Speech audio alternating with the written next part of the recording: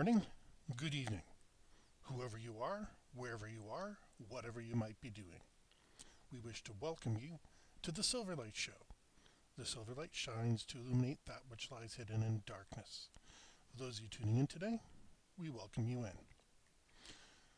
I was reading a quip, a quote, whatever you want to call it, short story about people in a situation. It actually made me think quite a bit. The situation was the movie. Leonardo DiCaprio and Samuel L. Jackson were filming the movie Django Unchained.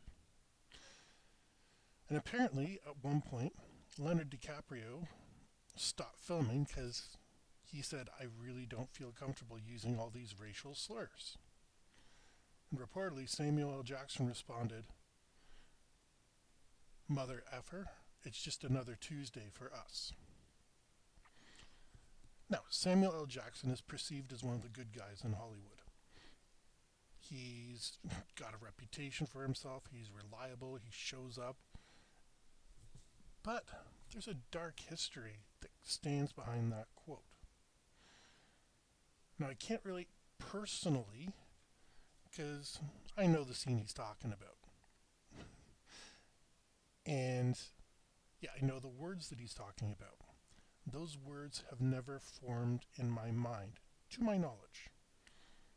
I mean, I was a child of the 80s, I was born in the 70s.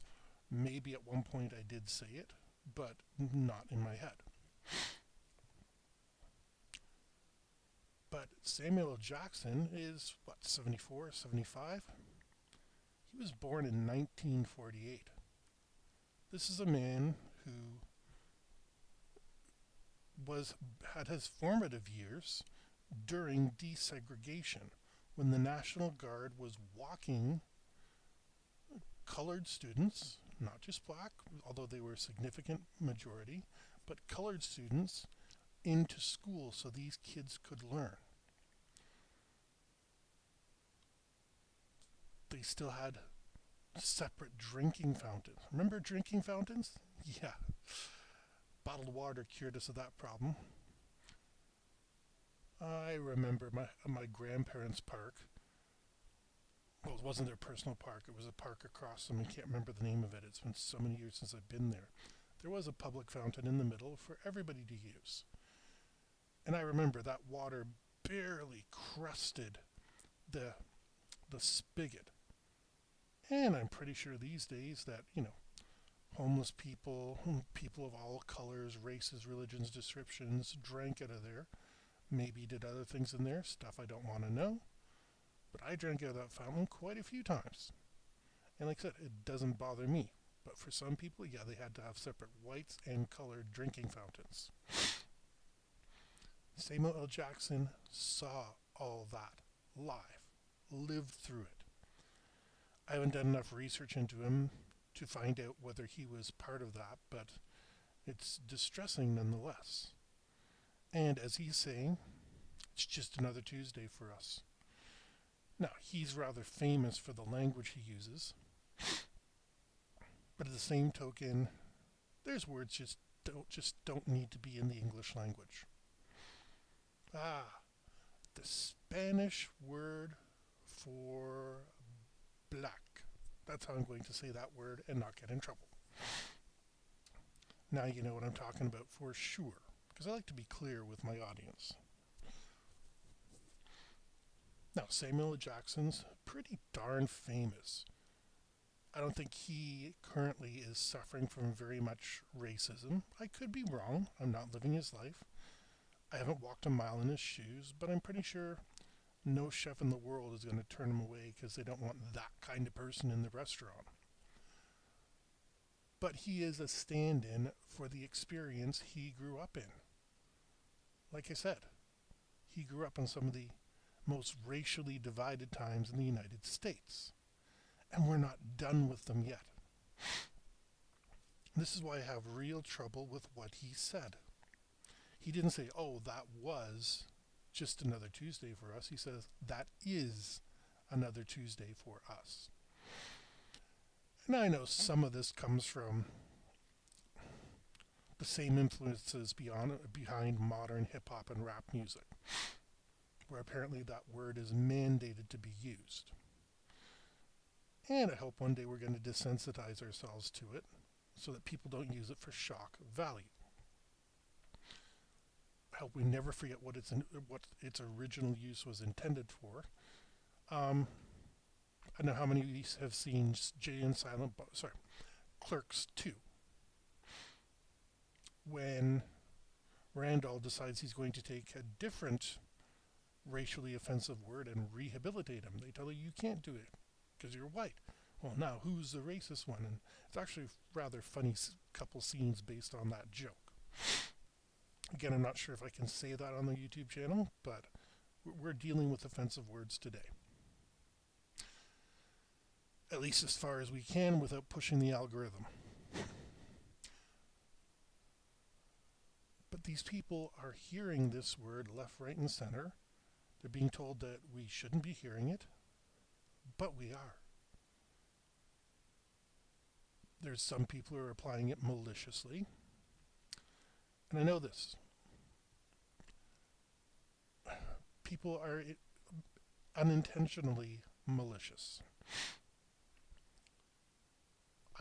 One of my hobbies is I like to watch court cases. There's a few judges I particularly like, and yeah, that word gets thrown around in court, and the judges always have 30, 60, or 90 days to respond to that particular word, because you're going to spend them cooling your heels inside whatever jail cell that they have free. So if it's not acceptable in formal language, but it is acceptable in informal language, we need to reconcile these two things. Because I can't think of a situation where I would need to use the word. I appreciate Quentin Tarantino. He's pretty darn good at what he does. You don't hear the same things about him as you did about Joss Whedon. People mostly say he's a pretty chill dude, and, yeah, he writes this dialogue, but, it is period appropriate. Django Unchained, if they didn't use that word, I think it would be fairly shocking. Blazing Saddles from back in the 1970s. Even Mel Brooks felt uncomfortable about the word. He still used it because, again, it's period appropriate, but we're in 2024. We can watch Nazis insulting everybody they come across, and we realize that we're in 2024, and that was 1944, or whenever it happens to be placed in that 6-year period. Or at least we should.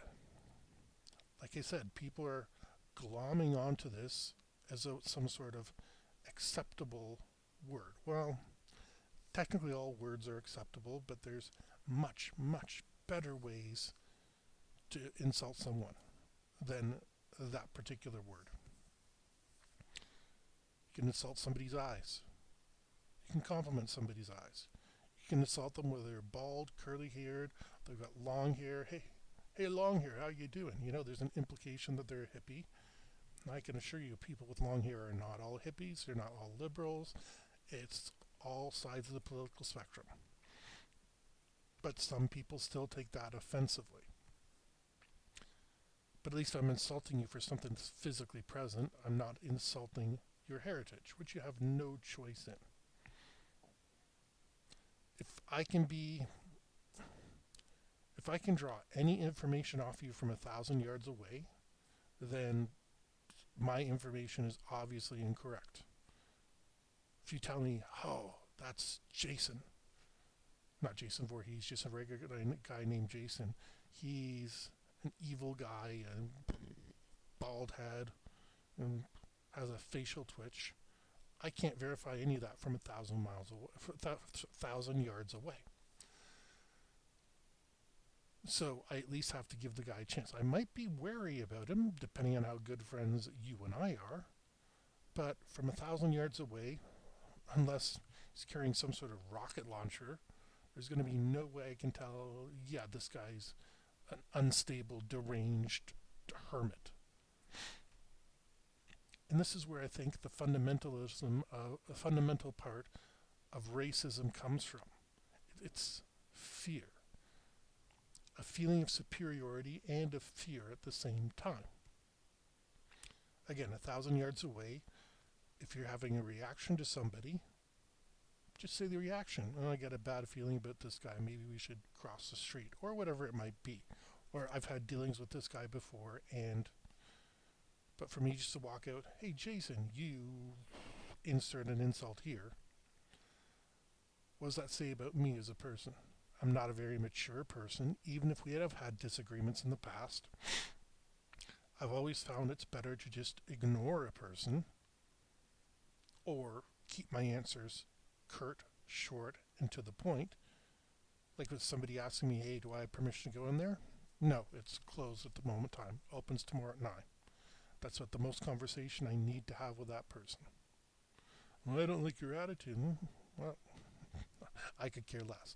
But at least I'll be complaining about the right thing and not saying I'm a racist jerk, although I'm sure they'll be using different language. We live in 2024. We're still fighting things that our forefathers decided hundreds of years ago were not allowed. It's time to end the hatred. It's time to stop this nonsense, because it is nonsense. But speaking of nonsense, I'll end this episode here. We hope you enjoyed this episode of the Silverlight Show. If you did, please like, share, because sharing is caring. Don't forget to subscribe if you haven't subscribed already. Don't forget to click the bell icon or whatever icon you see in front of you that will enable notifications. That way you'll be notified every time we upload a new episode, which is generally about noon. And we hope you have a fantastic day.